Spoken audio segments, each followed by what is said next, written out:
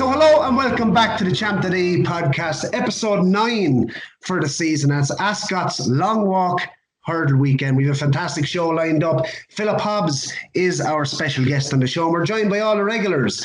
Mike Vince from SIS, Ronan Groome from the Irish Field, and Thomas Coyle, trainer from Batterstown, County Meath.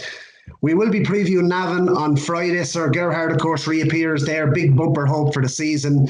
And we'll be coming on then to Ascot and a bit on Thurles then on Sunday. But before we go any further, lads, I suppose the North Pole has Big Nick, but Champ.ie has Thomas Coyle, and we've a fantastic Christmas giveaway. We'll be announcing the winner on the Champ.ie's Christmas special. Shall we see what it's all about?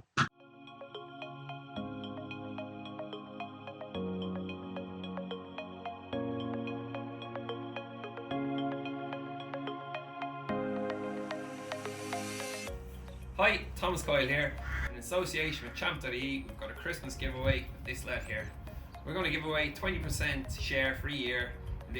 After Christmas, he'll be a 3-year-old unraced Marquez. He's from the family. The dam is unraced, Rocket Gibraltar. She's 3 previous winners from 5 runners. Your 20% share for the year will get you to the races, get to know about the running of the horse daily, coming up to the yard and getting to see him work. You'll also, at the end of the year, be allocated your 20% of the prize money from the HRA account. All you have to do to get involved is to like, share and tag a friend at the bottom of the post, and to subscribe to the Champ.ie YouTube channel. The winner will be announced on the Champ.ie Christmas special, so best of luck to everyone.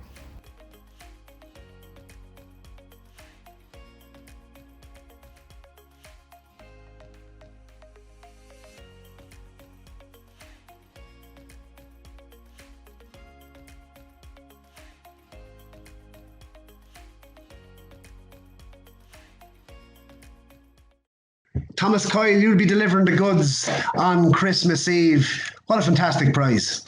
Yeah, look, it's good. It'll get someone involved in racehorsing for basically nothing, but to get them in and get them to dip their toes in and see the running of the yard and see how the horse progresses through the year. And yeah, look, it's exciting, and someone will have a nice present there Christmas Eve, so they will. And to get involved, you saw it in the video there, the link to the Facebook competition is below. It's in the video description. Get involved, and you must, of course, subscribe to the Champ.ie YouTube channel. We'll be announcing, as I said, the winner on Christmas Eve on the Champ.ie Christmas Special podcast. But I suppose it's on to the racing this weekend. And lads, I'm going to come on to Navan first, the 135 on Friday's card. A Grade 2 race over 2 miles and 4 furlongs. Holy Macapony was impressive, Thomas, at Punches time last time out. And Rachel seemed a bit coy on him, to be fair, when we had her on the podcast. People are speaking about him as an Albert Bartlett type. Do you think he takes a lot of the beating, or there's a couple of County Meath horses here you might like in this? Yeah, look, he visually looked very impressive the last day. He also won his point up in Kirkstown up the north, which is very flat track, which is actually it's a fast going track. It's an easy 3 mile. He won that day by 7 lengths. He bet a Colin Bow horse as well that went out and won next time out as well. So look, the form's there. He was very good. He bet Willie's horse that they had brought over from France. The horse that was third that day is Tom Mullins' Takarango. So this will give you an idea. He's a 120 rated horse, and he bet him by over 25 lengths or something. So it puts him up in around the 140s to a 150 horse. So look, he's very exciting. He's not going to get it all his own way. Fighter Allen is interesting. Off air, Mike was saying that he's gone to Willie now, so he might elaborate a bit on that. There's not much between Fakira and I might get Ronan to pronounce this one before he puts me up on it as well. Is it Gaspinaco of Gavin Cromwell? Gaspinaco? What? There's no S there. Gabinaco. Ah, sorry, I have an S there. I had to scroll through it quick. But they finished out a head bobber in Fairyhouse. Gordon's horse went on and he won the Monksfield. And the day before, Gavin's horse won his maiden around Nace. So look, they're fairly tightly knitted as well. So look, it's a good race. I think racing's on Friday because of the All Ireland on Saturday, which is it's unusual to have a good race like this on a Friday in Ireland. But look, bring it on, and it'll be a good race, and it'll lead to a few pointers later on in the year. Shout out to Shane O'Hanlon, a long-term listener of the podcast, who's been harping on about this Gabby Nacco all season. I think he was requesting quotes for Supreme Novices Hurdles. I'm not sure. He's 15-2 in here. I thought he was impressive at Naas, Ronan, and to be fair, I do think a step up in trip is going to help him. There is a bit of money for him, that's Gabby Nacco. Yeah, I was impressed with him as well, Barry, and he's closely rated with Fakira from their Navan form earlier in the year. There was only, I think, a short head between them. Sorry, there was that Fairy House. And I don't see why Gordon Elliott's horse should be half the price of him here. I know he's got the 2.5 mile Navan form in the book already, which will obviously count for something, but I was of the same opinion as you, that the step up and trip could suit Gabby Nacco here. As Thomas said, Holy Macapony's got the form in the book. I think that's really strong form. Heard a lot of nice things about the Mullins horse that day that came over from France, Gaillard de Mesnil, and they did pull well clear of Tacarango, who's a useful yardstick in his own right. So I think he's the right favourite. But other than that, I thought there was much of a muchness between them. So I don't know why Gabby Nacco's twice the price of Fakira, considering there's only about a short head between them when they last met. Gabby Nacco's won impressively since as well. The other one I would give a slight mention to is Ashtail Bob. He beat wide receiver over the course and distance in a maiden last time. I thought that was quite good form. It was a big step up from anything he achieved last season. And I think he could run okay as well I think he's at around 10-1. So I can see why Holy Macapony's favourite. I have no problem with that, but I would be tempted to take a couple of flyers in Gabby Nacco and Ashtail Bob maybe to play at small stakes against them here. Lads, coming on to Friday's card at Ascot, the 2:30, the Supreme Novices Hurdle Trial, a Grade 2, there's 6 runners in here. An open-looking contest. Mike Vince, had you thoughts on this one? Yeah, I think let's just preface all of Ascot over the next 2 days with the weather forecast. It is soft, heavy in places, and it is only going one way, the weather forecast, wetter. And, it will be mud, glorious mud, in the words of that great Flanders and Swan song, by Saturday afternoon. How wet it'll be by race time is obviously going to weigh on people's thoughts. And I know you like Soaring Glory, but he has to jump better than he did at Weather. He made one mistake, and sometimes it does for their confidence. But he's a major player here. But I'm going to take a chance with one on his hurdling debut, because I actually liked very much the way No Ordinary Joe won that bumper at Sandown. JP, Nico de Bonneville, Henderson Yard's in good form, and a horse, that bumper's thrown up decent horses for years and years. I'm probably the only one old enough to remember when Morley Street won it. And it's normally a decent contest. Shantou Express, you respect anything that Kim Bailey and David Bass go to war with. I mean, I'd love to send the mother-in-law into training with them, but the stable Cat could almost win. But that one at Sedgefield last time, form doesn't look good enough. I actually think No Ordinary Joe will win, but I do stress you've got to find it's a 2-day AGM of the Mudlarks Consortium. Yeah, Soaring Glory. Was harping on about him, of course, on our very first podcast of the season, as one of my novices to follow for the year. He's going to have he'll be having his 4th run now of hurdles in this. He's rated 133. So I was actually surprised that Andrew Blair White on the Monday show, the Road to Cheltenham Challenge, we were just discussing it off air that, we were quite surprised at how he's not entered up in the handicap hurdle on Saturday's card, because 133 for Soaring Glory. I mean, he's Brave Man's Game. He's obviously beaten him. He's come out and won by half the track since. The next horse, of course, Dusart. There wasn't much between them at Newbury. He didn't jump the best, to be fair, the last time, but he was definitely on course to win. Now, who is responsible for pricing this race up midweek? Because he's after coming in from 9-2 to 5-2. He should be favoured in my book. I think 5-2 probably is the right price now at this stage. So in terms of, I'll be keeping my eye on him, but in terms of a bet in the race, I'm not so sure. 5-2. I didn't actually realise he shortened up that much. Lovely. Special guest on the show this week. We said at the start, Philip Hobbs. I caught up with Philip midweek. And of course, the big race on Ascot's card on Saturday. Big race of the weekend is the long walk hurdle. It's a grade 1 over 3 miles. First of all, let's hear from Philip Hobbs. He's delighted to be joined on the Champ.ie podcast by Somerset trainer Philip Hobbs ahead of Ascot's long walk hurdle weekend. Philip, where better place to start than stable star Thyme Hill? He's a grade 1 winning novice hurdler last year, stepped into open company at Newbury in style when beating Paisley Park in the long distance hurdle. That's about 3 weeks ago now. How's he been since? Very good, actually. He's a horse that, when he was a bit younger, didn't stick racing very well and could run up a bit light, but he's now much stronger and come out of the race very well indeed, so we're very much on plan to run on Saturday. And he's won graded races on good ground and soft ground now. I was interested to know what your thoughts on what do you think is his optimum conditions, Philip? Like a lot of good horses, I don't think it really matters. He goes very well on very testing ground. Good ground wouldn't be a problem, and it will be very testing on Saturday, which shouldn't be a worry. And was there a temptation, I suppose, at the start of the season to go to chasing it? And what maybe swayed your mind to stay hurdling? I think probably the main thing was the fact that Paisley Park had disappointed in the stay at hurdle, and beforehand he looked pretty unbeatable. That was probably the main reason we decided to stay over hurdles.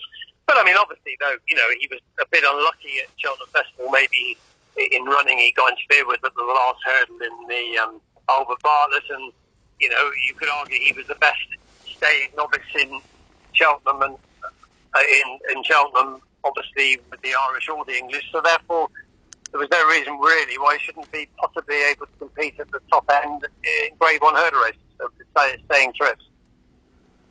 And coming on to the other big race this weekend at Ascot, Tim Sider's own 7-year-old Oakley is entered in the Grade 3 Handicap hurdle on Saturday's card. How highly do you rate him, Philip? He's a good handicapper. I mean, he's not any better than that. And the concern is he's rather exposed.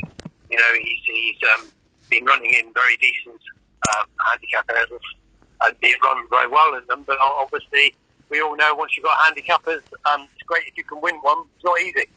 He's not short of speed, though, is he?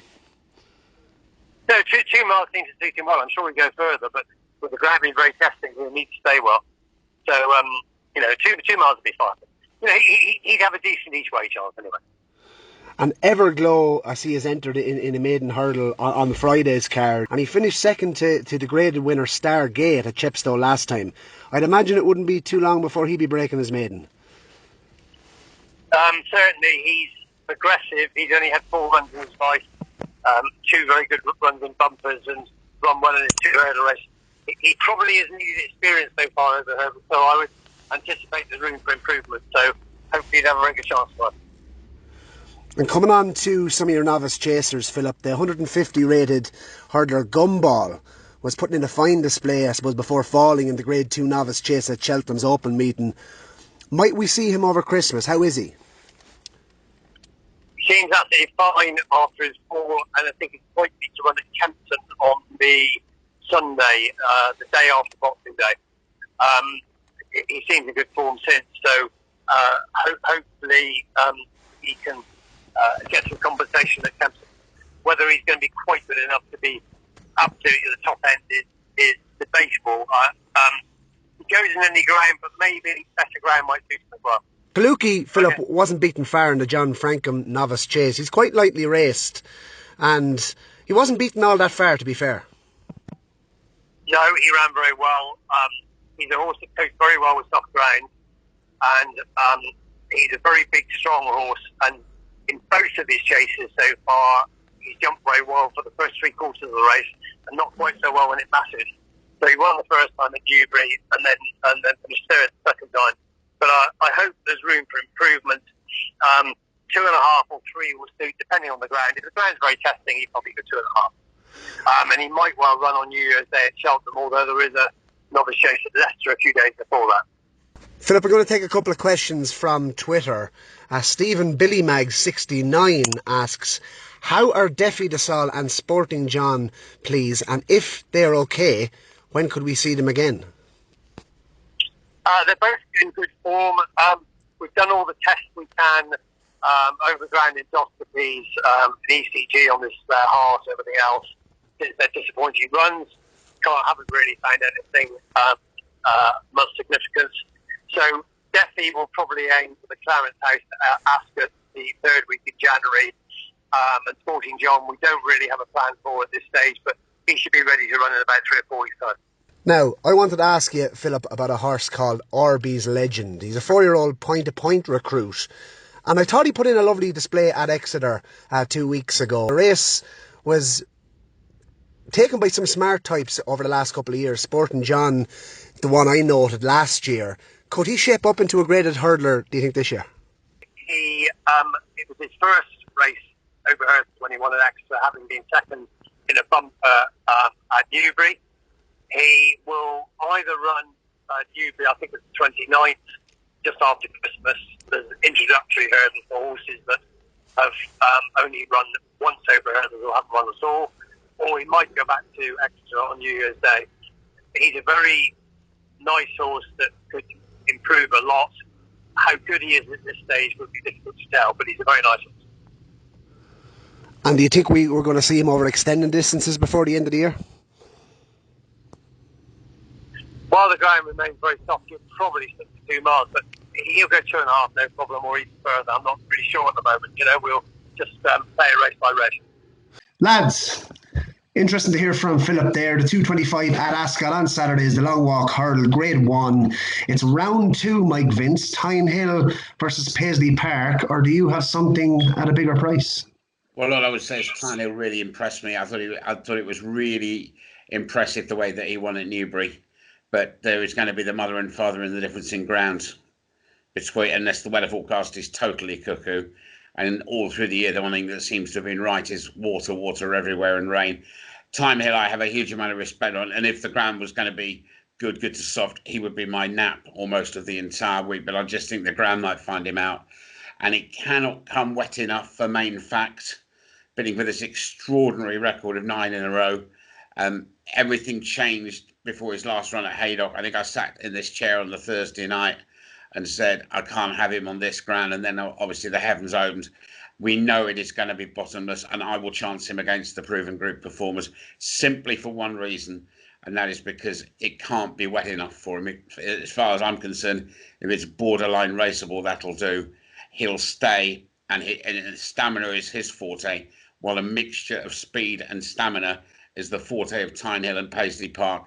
It'll blunt their speed. I think Main Fact has a huge chance. And let's remember, go back about 3 years, it is possible to win a Group 1 straight almost out of nursery school, because Joe Colliver did it on Sam Spinner when he made all. Main Fact will come late. I think he'll win, and it's totally, and I'll admit it, totally because of the ground. Ronan Groome, you were always a big Paisley Park fan. 7-4 in here. Seems to be a bit of money has come for Paisley Park. Thyme Hill now 15-8. Main Fact for the Pipes 5-1. Roxana 13-2. The World's End 16-1. Thistlecrack, the old man, is 20-1. You never called 20-1. The Jam Man for Ronan McAnally 25-1. 33-1 third win. And Portrush Ted 40-1. Big field. Thoughts on the race? Yeah, I'm just wondering, was Paisley Park definitely going to run? Because if you recall at this meeting last season, it was a very soft ground, and they were out walking the track beforehand, and it was a big Willie, won't he run? And he didn't run.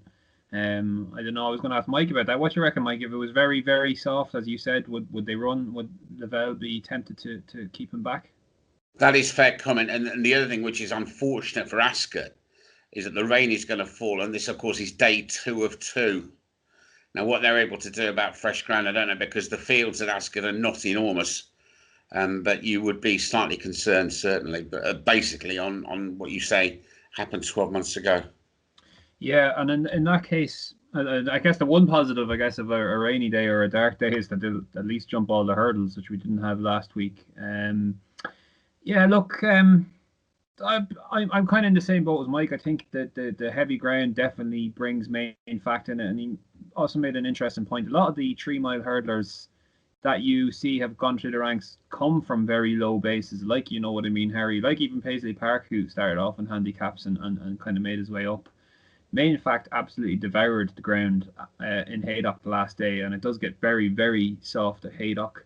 I think he's going to love the conditions here, and I think the conditions more than make up for the improvement he has to do off his rating, because he's £6 below Thyme Hill and obviously £11 below Paisley Park, who at his best would win here. But the other one to note, I guess, would be Roxana, but I'd be slight concern about her on the ground as well. Her only 2 starts over 3 miles was really good. She was second in a Grade 1 at Aintree, and then her only other start there, she won at Wetherby, and that form's worked out quite well with Next Destination winning. But the ground's the big team here, and with that in mind, I think main fact is 6-1. Just a quick note as well on the jockey. I think it's a nice story, Fergus Gillard taking it, and I wouldn't begrudge him at all, but it doesn't really make much logical sense to put a £7 claimer on in a Grade 1 race. Just doesn't make sense when you could have got someone else in the jockey. It's nothing against the jockey, but naturally enough, a £7 claimer versus a more experienced jockey that they could have got may end up making the difference, and I don't know if it'll come down to that in the end, but obviously can't use a £7 claim here, and I think that's a bit significant. But all in all, I think main fact is probably a bet at 6-1, and may not even have to face Paisley Park. We'll see on Saturday. Concern for you, Mike? Jockey bookings? No, for 2 reasons. Well, first of all, he's just to update Mr. Groome, which is something I've never ever had to do. He actually claims 5, not 7 now. And secondly, he's ridden the horse, and that is a big difference.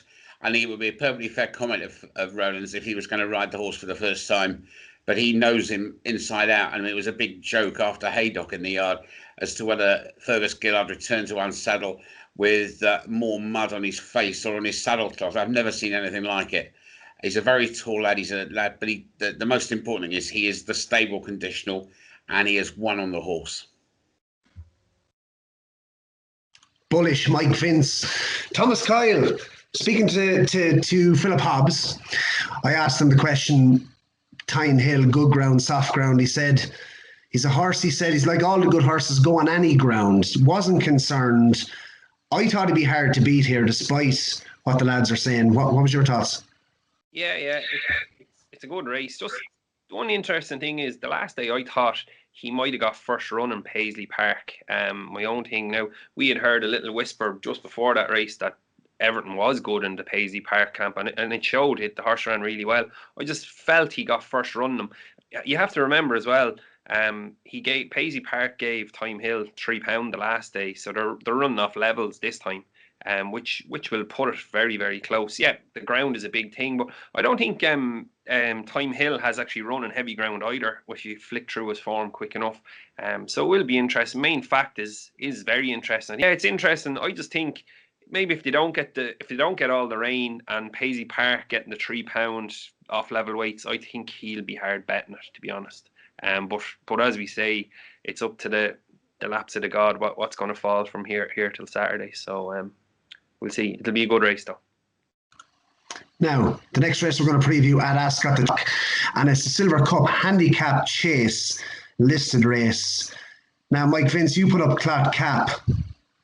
Congratulations to yourself for the Hennessy. The conditional is favourite for this one, and he ran another cracking race, in fairness, in his second Hennessy.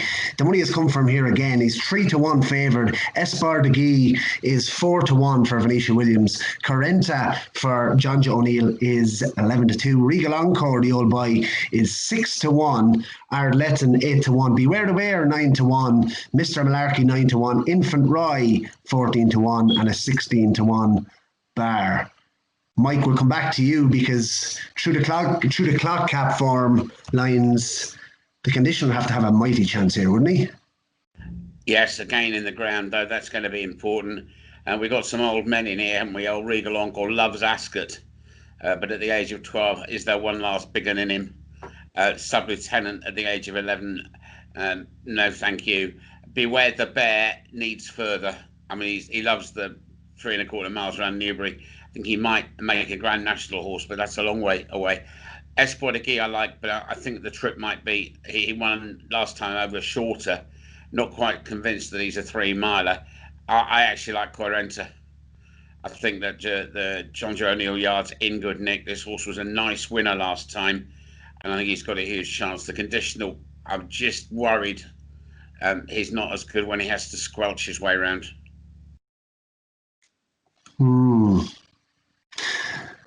Yeah, speaking about Regal Encore, Ronan, I thought he was interesting here. I know he's 12 now, 150. He loves Ascot, and there has been money again that's come from. He's 6-1 here. Would he be one to give a shout to, or is he over the hill? No, you'd absolutely give him a shout. He's an excellent record Ascot. He won the race last season, and he won here obviously at the start of the season, only a couple of weeks ago or after his last run. I'd definitely give him a shout. He's he's going to be thereabouts around this course. He's off 150, which is his highest mark I think in a very long time. I'm not even sure if he's got to 150, but the course form is a huge thing for him. Yeah, look, the condition was a solid one, Barry, at the top there. Like, he hasn't run a bad race since he's joined David Bridgewater. He used to be trained by Martin Hassett, I think it was, back here. And it's been a fantastic horse for Bridgewater since he went over. He finished second in a Labour's Gold Trophy last season. Obviously won at the festival, and he was third at Newbury again this season. Was an excellent run. So if he came on from that, he'd take a lot of beating here. I think he's pretty solid at the top, and underneath him I thought it was pretty windy. I kind of share Mike's views that Espoir de Guy is the suspect stayer, maybe up at this 3-mile trip. The Quarenta form I think is only okay, but granted he could progress from that. The Ardlet then was obviously behind the conditional in the Hennessy further back. You couldn't really have much faith in Mr. Monarchy. To be honest, I'd be surprised if he ran on the soft ground. He definitely needs faster. Beware the Bears off the top mark. Got to give weight away to everyone. And the interesting one, I just thought I was asking Jason Kiley about it earlier on. Jason Kiley's like our French correspondent. Asked him a bit about this Enfant Roy for Sophie Leach. Obviously coming over from France and having his first start in Britain. It's interesting that he beat another horse of Sophie Leach's called Henryville, who was a useful enough kind of type when trained here. And after that, he changed hands and went into the Sophie Leach stable. I don't exactly know the story there, but all of his wins in France have been on soft ground. He's a 6-year-old. He's unexposed. I'm not going to say I have any idea of the form, but Jason told us that it was decent form. That David Cotton horse, where he works, beat him that day, the last day. So off a mark of 132, we've got really soft here. Bottom weight, 10 stone 1. Sean Houlihan taking 3 pounds off.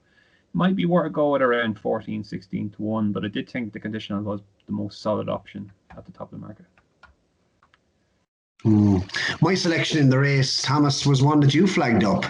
And for the Hennessy at Newbury, Ardlet, and Ronan just mentioned him there, finished behind the conditional last time, but he's down a pound. He does like soft ground according to his trainer. He's 8-1 now for this, and the ideal, of course, 3-week preparation, and he's only having his third start of the season. And, he's likely raced enough over fences. And, I suppose his first run this season was against Imperial Aura, which he didn't totally disgrace himself. So would you be in agreement? Do you think he's a live player here?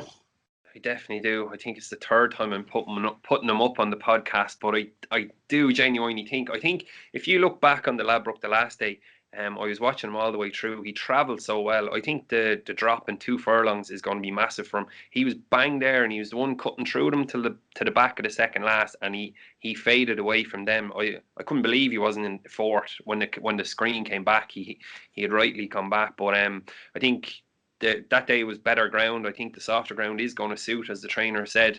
10-6, he's got a nice light weight. He's on the right side of it as well. But unfortunately for our guest, it's the third time I'm going to put him up, so it might be the kiss of death again. But you'd be very surprised if he couldn't be very competitive off this. And the main thing for me is the drop of the 2 furlongs. I think that's the winning of the race for him. I'd be very surprised if he wasn't thereabouts. That's interesting, Tom. We could have mutual interests on the 8 points to play this Saturday. The 335 at Ascot is the big handicap because the Betfair Exchange Trophy. It's a grade 3 hurdle race. It's over the minimum distance. Give you a quick show of betting here. Buzz All the Rage, 3-1. Benson, Mike Vince, flagged him up here 2 weeks ago. He's 6-1 chance. Malaya, 8-1 for Paul Nichols. Oakley for Philip Hobbs, 8-1. Time Flies By, 8-1 for Nicky Henderson. Aradici, I think I've pronounced that right. Good man, Ronan Groome. 17-2. Lightly Squeeze is 10-1 for Harry Fry. Belfast Banter for Peter Fahey. We know all about the Irish Raiders last week. Chatham Street Lad, get up.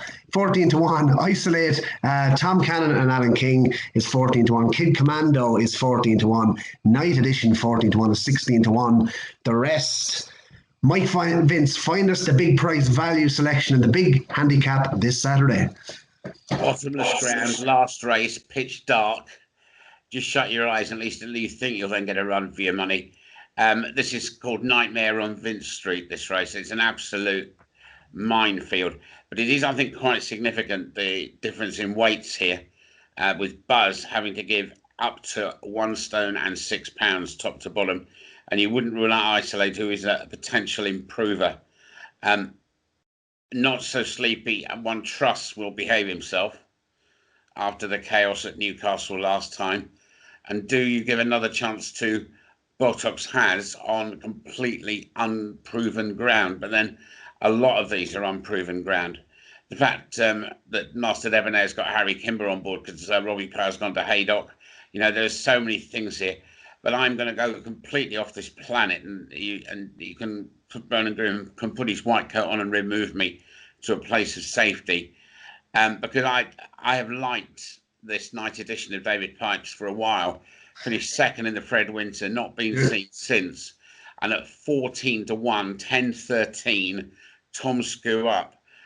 I think he's knocking at each way value. I thought Benson was a good winner at Sandown, but he did have a hard race only a couple of weeks ago.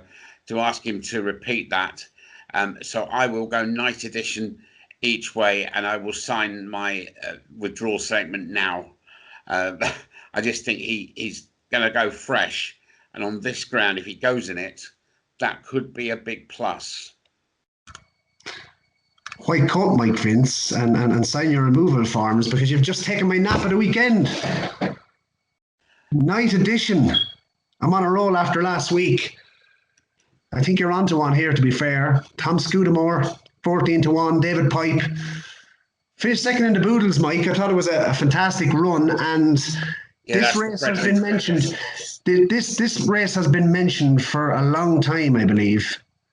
Read a feature early in the season. They said I was eyeing this horse up maybe potentially for the Greatwood, but I think this was listed as a target. So they've obviously had it in mind for quite a long time. And he is the 4-year-old. He's one of, I think, 4 4-year-olds in the race. So you know he's off a lightweight, and as you said, he handles the soft conditions. So yeah, I'm really keen on him. But and he is say it again. I think, you know, by the time you get to the last race, 2 versus If We Plough the Fields and Scatter is probably going to accompany this race. It'll be very, very wet. Yeah, strong travelling type. And I think actually the Pipes were speaking about maybe giving him a run on the flat, but obviously they haven't. They come here fresh. So yeah, night edition. That's two votes for him. Ronan Groome. I love this race. I know Mike's saying it's a minefield, but it's a rewarding minefield because it's the last kind of big race before Christmas, and you can sort out all your Christmas presents if you go ahead and back the winner. So I've always liked this race, even though I've never actually backed the winner in it. I came down in 3, and I've backed one already. I'll get to that in a second. Firstly, the one names you murdered there, it's Arriva Dirce. Have you never heard of that, Barry? It's Italian phrase. He was John O'Neill's horse to follow last year, so with all them pizzas you'd be posting in the WhatsApp, you think yeah. bruschettas. Yeah. Anyway, this O'Neill horse is very good. The first time tongue tie. He fell last time out at Haydock, and he was just getting into the race there. He was in the Warlord race, and the Warlord is the horse he beat actually last day. So if you actually take out the fact that he fell in that race, and he was just getting into it anyway, it's a significant form boost for his earlier win. So I give him a big chance. Not surprised there's money there from today. The other one is the middle one is Lightly Squeeze. He's really interesting. He fell in the Betfair Hurdle last season, just when he was leading at the last, and he's off the same mark here today. He loves soft ground. First start after a wind up. First time tongue tie. Sean Bowen riding for Harry Fry gave him a big chance as well, 11-1. But the one I backed, has been mentioned already, is Not So Sleepy. I think he's go back and watch how he won this race last year. You literally have to rub your eyes when he was coming up the straight. He absolutely bolted up, went from the front. Nothing could go with him. Got a breather into him. Johnny Burke did just before the break, and he just went away from them again. He would have won with 2 stone more on his back. Look, he was a genuinely people were speaking about him as being a champion hurdle contender after what he done in this last year. And Hughie Morrison was as well, and you can see that he clearly still rates him so highly, Hughie Morrison, because he ran him in up in Newcastle in the Grade 1. Like, if you have a horse that's rated 142, and you should utilise that mark first. And obviously what he did at Newcastle was really silly, and he does have a tendency to do that. He nearly ran out in this race last season, I remember. I wish he did, because I backed a second. But that is actually funny enough in a way, because I was thinking maybe someone might give him a bit of hassle this season up front or something like that. But I think the other jockeys are going to be afraid to go near him, because he's just a tendency to duck one way or the other. And he obviously took out Silver Streak at Newcastle, and they might just be afraid to go near him. So I could see him getting a freebie up front.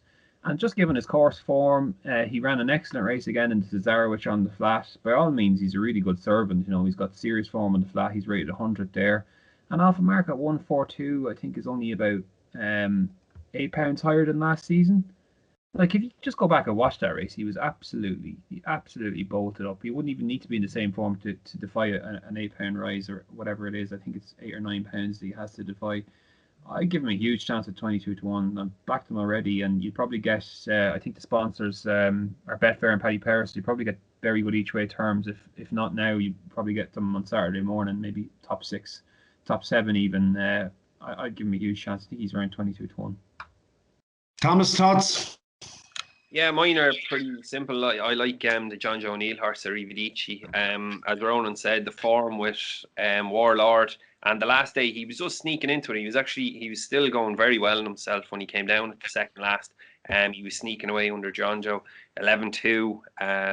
He'll go through the ground. For me, he's a good, solid each way player. It's a very tough race. I do listen to Ronan there. He gives Not So Sleepy a great mention. And to be honest, if it does happen, it could fall in his lap again, and he could be a steal there, 20 or 22-1.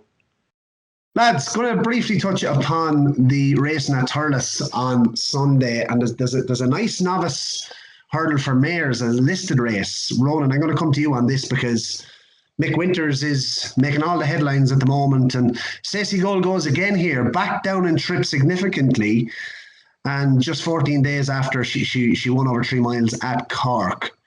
Would that be a worry for you? And I suppose there's a couple of nice types in here as well. Willie has one nice one that won a Clamel. But had you thoughts? Yeah, you were on the phone to him, Barry, this week. Is she definitely going to run?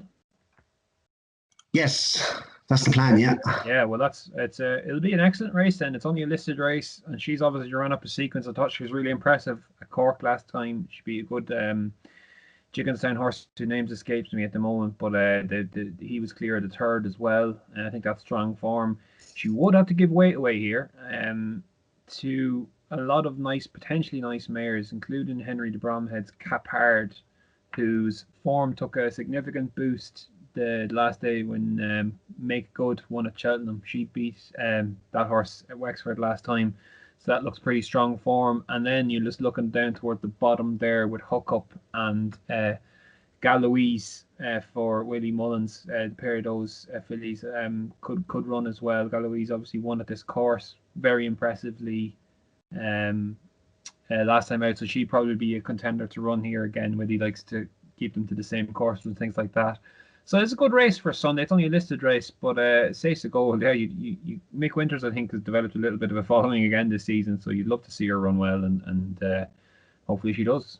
He mentioned like that soft ground is important to this mare, and who knows what kind of ground we're going to get at Cheltenham or later on in the spring, but might be a case of making hay when the sun is shining with her. But it's a big come down to 2 miles. He doesn't think it'll be a problem. Actually, Thomas, I wanted to ask you just about this because it was interesting listening to you last week when we were all talking about Court Maid. Well, I was talking about Court Maid, and it was only just 2 weeks after she had ran and had that hard race in the Porterstown. Like, is it a case, like, it was interesting speaking to Mike, like, he doesn't do an awful lot with this mare. He runs her and that's kind of her work done. And, obviously keeps her ticking over at home, but not very hard on the mare. She ran in Cork. He hadn't got too far to go home. She'd have been home in 2 hours maybe from after the race. And he doesn't have to travel too far up to Thurles. Like, thing about Court Maid was, I know Stacey Gold won over 3 mile, but it was 3-5 in Fairyhouse. It was a good handicap competitive. Like Stacey Gold, she nearly came home on her own, to be fair. She looked that good. So yeah, look, when you have them that fit and they've run that consistent, you don't have to be dipping them at home. So Mick will have her well prepped. Look, it'd be interesting. The drop down and trip is probably the only thing in my eyes that could beat her. But no, she's a fair mare, and you were singing his praises for scraping you off the floor and 8 points to play last week with that good winner. So no, fair play to him. Last week was such an impressive winner. Fair play to him. He got everything spot on, and yeah, look, we're all kind of back on the Mick Winters bandwagon. He's a great character, and he's great for Irish racing, and it's what we like to see, the small man getting up there again. It's one of the biggest races I'm looking forward to this weekend. It's actually a bumper. It's a listed race at Navan, of course, on Friday's card. The 320 Sir Gerhard. If there's any horse I'm just absolutely buzzing to see this weekend, it's him. He was mighty up the north in Down Royal. The bumper has worked out well. He's 1-2 shot here, but it's not as if he has no competition here, because let's be clear about it. Mike was a horse that you flagged up when he won at Punchestown. Patrick Mullins is booked again. He's 2-1 against Anglers Crag, 14-1, Ever Present 20-1, and La Chanteuse for the Crawfords, 40-1. Thoughts on the race, Mike Vince? It's very short, but deservedly so, Sir Gerard. Patrick Mullins riding for Gavin Cromwell is always a combination that interests me. The one thing that is concerning about this race is obviously it's a small field. And normally in bumpers, you either get a complete crawlathon or you get some 50-1 rag that makes it a decent pace. I don't think it perhaps will matter so much at Navan with that great long straight, but is it going to be tactical? And Sir Gerard's getting £3. I mean, he looks bomb-proof to me, but as I say, the one thing nagging at the back of my mind is what sort of a race are we going to get? Ronan Groome, Sir Gerhard. We've seen some cracking bumper winners in Ireland this year. I think it is a strong division. Sir Gerhard, of course, up the north. Let's be clear about it, won at Punchestown. And Willie has produced a couple of fine bumper horses as well. Kilcroot, Brandy Love, and of course Take T, who won at Naas on Monday. Is Sir Gerhard the best of them all? Yeah, Thomas, you have to get your Summer Hill flag out in this case and differentiate between them. Well, I won't have to change the black collar colour. It'll be all right. It'll be blue. Oh, yeah. Somewhere blue and gold. Yeah, look, he might be. Jeez, I'm not going to inspire anyone telling them the backs are Gerhard 8-15, but I do think you can have a wider discussion with this race. But why are they wasting time with, let's be clear about it, and Sir Gerhard in bumpers? Like, if you're an owner, I just don't get the fascination in Ireland with bumper races. I'm keen to ask the lads what their opinion is. It like they're essentially training races for horses. When you win one, I think you shouldn't be allowed running another one. There shouldn't even be a champion bumper at Cheltenham. Just about that, Rowan. Do you see that race tomorrow?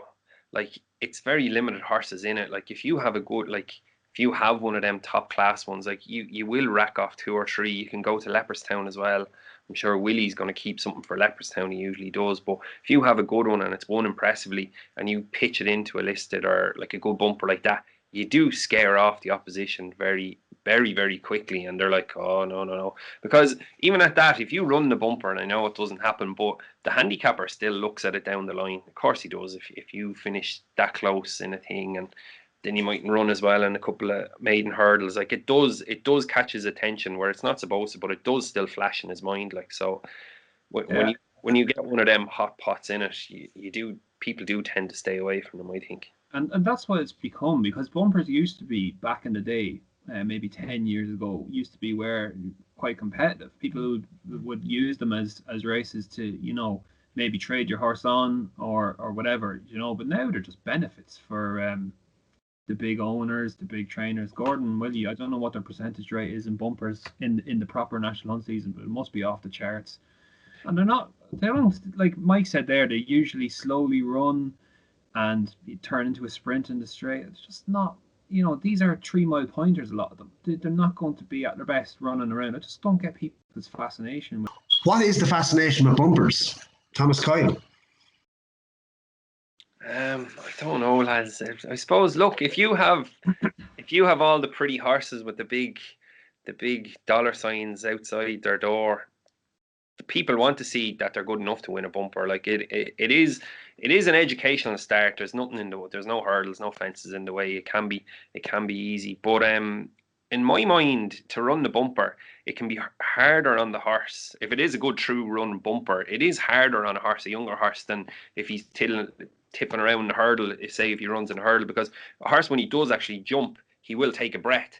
Where if they're going 3/4 pace out, flat out in a bumper the whole time, it has to be on the one, not on the one breath, but it is harder for them. But a horse, naturally, when he does jump, he will intake a breath.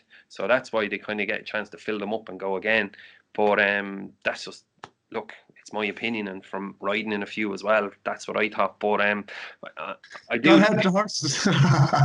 help them now one time ago. But just I do think when people spend this big money around on these horses, it looks more attractive when they tip out in a bumper and they see, oh, the money's well spent, and now he's going to go on to the next stage in his hurdle. But I get that, Thomas, but there obviously is a need for bumpers, because they give horses a racecourse experience. But when you win one, then maybe what about a rule that you win one and then you don't get to run on another one, and there's absolutely no. You do that, like you're going to.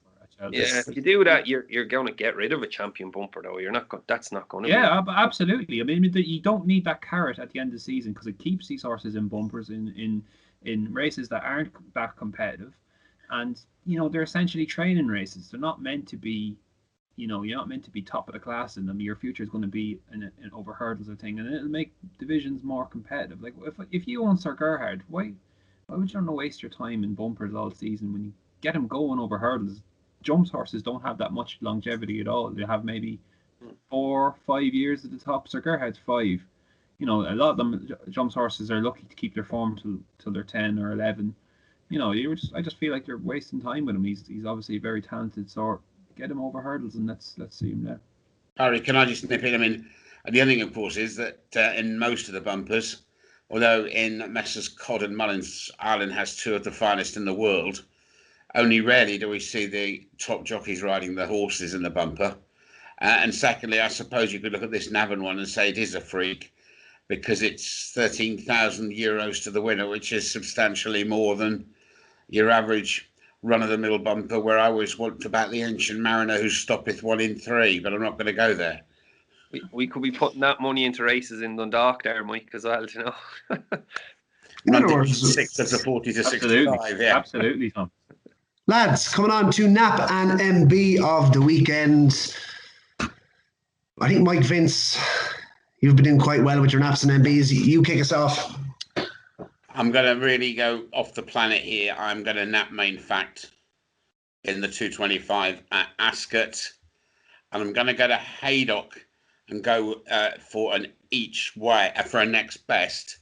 A horse that's been off the track even longer than Night Edition has. I've left you clear on at Night Edition.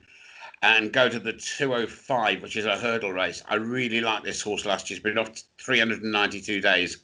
And it's called The Last Day, And I don't think it's been found a particularly strong race to come back in. Mike Vince, we can easily MB and nap the same horse. That's not an issue. You mentioned Night Edition. I'll give my MB first. Ardletton is an 8-1 shot in the Silver Cup trophy at Ascot. That is the 3 o'clock race there. Likely race over fences. He's down a pound, will handle the ground conditions, and finished, I suppose, reasonable in the Hennessy in a race turned into a bit of a procession from the winner, Clock Cap. So I think he comes in here, he's going to have his third run of the season, and I do like his chances in that. And in my nap of the weekend, lads, is Night Edition. I've been a long time admirer of this horse. Second in the Boodles last year, has been kept fresh for this. I had my eye on him for the Great One, but it's interesting that they come here straight. And he is a 4-year-old. He is on a lightweight. Rated 135. I think there's a lot more to come from him. I think he is going up the ratings this year. I think he's very interesting for the pipes. He's a 14-1 shot. Thomas Coyle, nap and MB the weekend. I'm going to nap Ardletton as well. I just think the drop and trip is massive, and I think with lightweight on his back on that ground. And my next best is a horse that was third in the Boodles behind your Night Edition. It's a horse called Sandaroo. He runs in Thurles on Sunday. The softer the ground, the better. Probably didn't stay 2.5 mile the last time. Drop back to 2 mile. If the ground is soft, he should win. Ronan Groome. Next best, I'll go with Not So Sleepy. I think he's a huge price in the Betfair Exchange Trophy. And my nap, I'm following in Magic Mike, and I'm going with the Main Fact. Unlucky for you, Michael. I'm going with him in the big race, the Grade 1. I just think he's very progressive, and not only that, they like the ground. I think he absolutely devoured it at Haydock, and it's a huge positive for him, whereas it's a negative for others. So I think he'll be doing his best work towards the finish, and that will be significant. So Main Fact at 6-1. Ronan Groome and Thomas Coyle, you've both been in cracking form in the 8 points to play on Saturday. That is our Saturday blog. It will be live every Saturday morning from 10 a.m. So do keep an eye on that.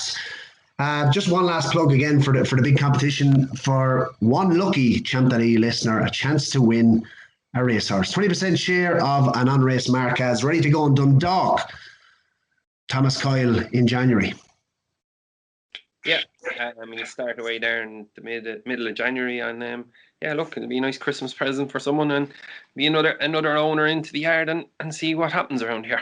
I've never been invited to the yard, so whoever wins that is going to have a real golden opportunity to look behind those iron gates. I envy them. Spread the word, lads. Chance to get involved. The link to the Facebook post to enter the competition is in the video description.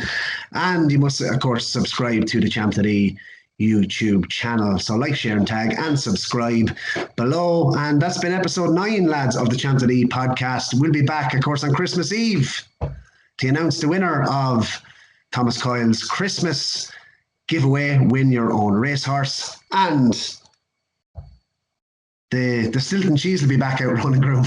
Are you sending it out? Are you sending little packages out to all of us? Crackers and cheese and wine. It will be on Zoom. Unfortunately, no Drumree Manor this year. But best of luck over the weekend, lads, and we'll talk to you on Christmas Eve.